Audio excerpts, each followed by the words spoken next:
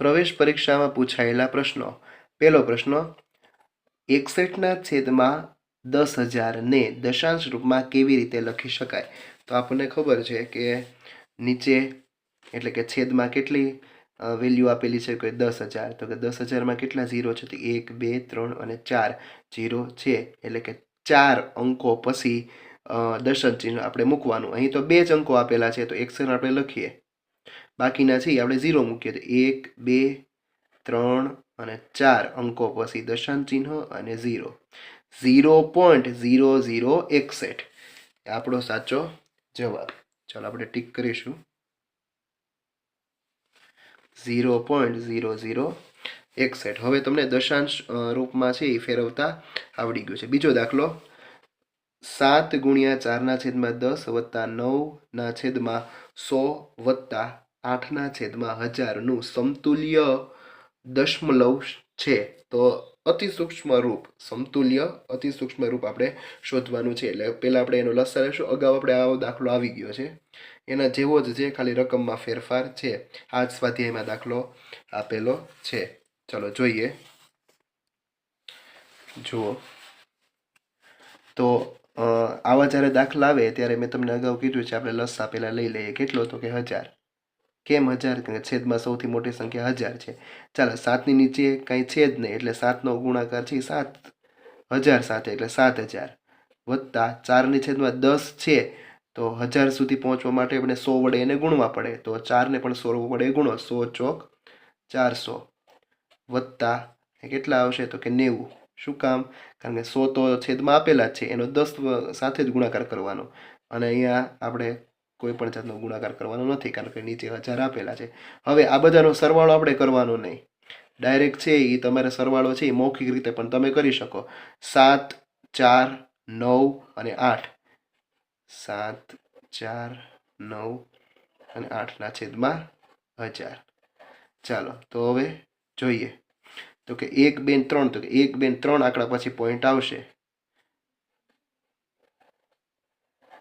98, એટલે કે આ છે આપણો સાચો જવાબ, આન્સર।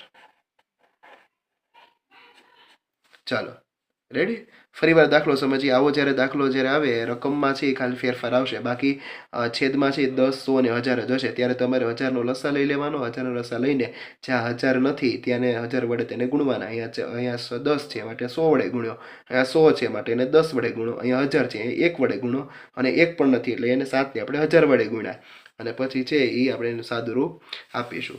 ચાલો એના પછી આ સ્વાધ્યાયનો છેલ્લો દાખલો, પ્રશ્ન નંબર 3, નીચેનાને અપૂર્ણાંક રૂપમાં સરળ કરતા શું પ્રાપ્ત થશે?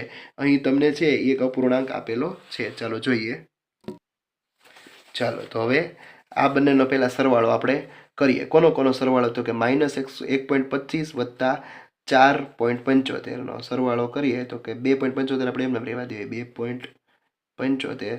હવે 1.25 વત્તા 4.75 એટલે કે બાદ બાકી થશે, કારણ કે અહીંયા માઇનસની નિશાની છે, અહીંયા પ્લસની નિશાની છે। માઇનસ કેટલા થશે? અને નિશાની શેની આવશે? તો કે પ્લસની, પ્લસ 3.50 ઓછા 3.80। ચાલો આ પહેલું સાદુરૂપ છે એની વેલ્યુ અહીંયા તમને મળી ગઈ। ચાલો હવે તમારે આ બંનેનો સરવાળો કરવાનો છે। 2.75 વત્તા 3.50 એટલે કેટલો થાય? તો કે 6.25 ઓછા 3.80।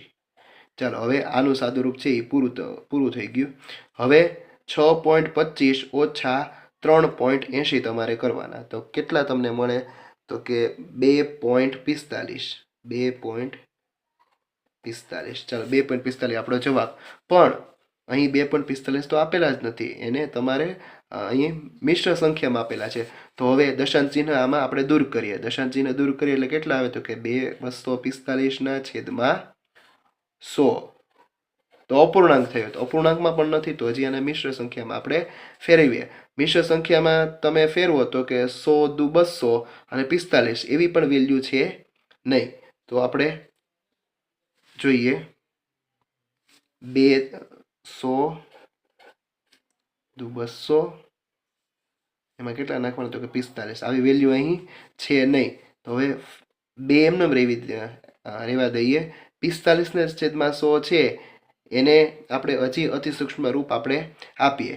એટલે જુઓ તો કે અહીંયા આપણે 5 ગુણ્યા 9 અને 5 ગુણ્યા 20 કરી શકીએ. 20 પંચા 100, 9 પંચા 45. ચાલો 5 5 જાય તો ઉપર કેટલા વધે તો કે 9, નીચે 20. એટલે કે 2.9 છેદમાં 20 છે તો કે હા 2.9 છેદમાં 20 આ રહ્યો ઓપ્શન એ, ઓપ્શન બી નહીં. ચાલો તો એ આપણો સાચો જવાબ. ચાલો તો અહીંયા સ્વાધ્યાય છે એ પૂરો થાય છે. હવે પછીના 9મા સ્વાધ્યાયમાં આપણે મળીશું.